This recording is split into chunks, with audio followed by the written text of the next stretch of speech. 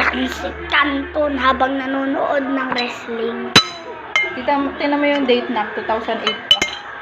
Opo, mama, August 8, 2008. Matanda na ano na kasi yan, matagal na yan. Snack daw. Uy, grabe.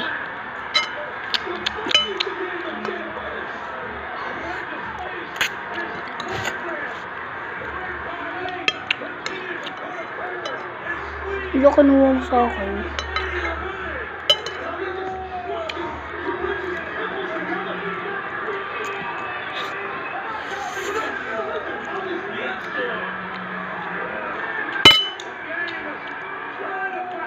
Sama yun din. Tigas?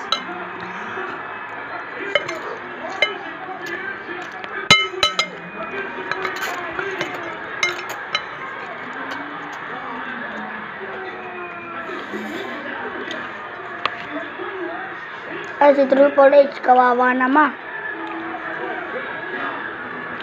Minsan nananalo pa yan. Katrideran niya. Triple H. Traitor.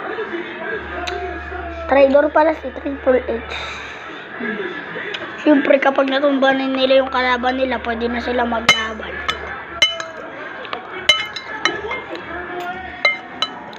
Oh, may dumating. He's got 2 words for you.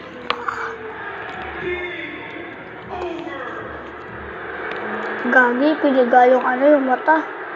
Maganda rin oh. Kasi ano?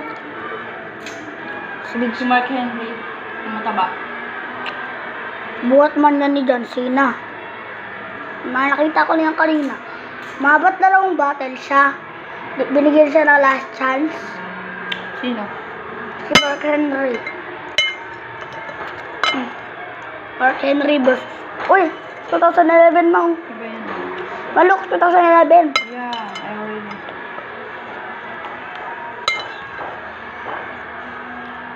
Kane. Ba't Kane pangalan? Uy, binugbog yung ulo. Madaya. Rider, di ba? Bugbugan ulit. Agad. Si Kane, parang kapatid niya ni Undertaker ha. Oo, tito ni Ana. Naku, chokes lang. Ay, hindi. Ito. Napas yung bata. Naku, patay. Agasto. Lampasin siya. No. Talo na ba siya kanina sa punong braso? Hindi pa Si po. Mark Henry? Opo, natalo siya ni John Cena. Ha? Natalo siya ni John Cena, nabuhat na siya eh. Hindi. Uy! Ang tagal na, 1997. Ano po, ma?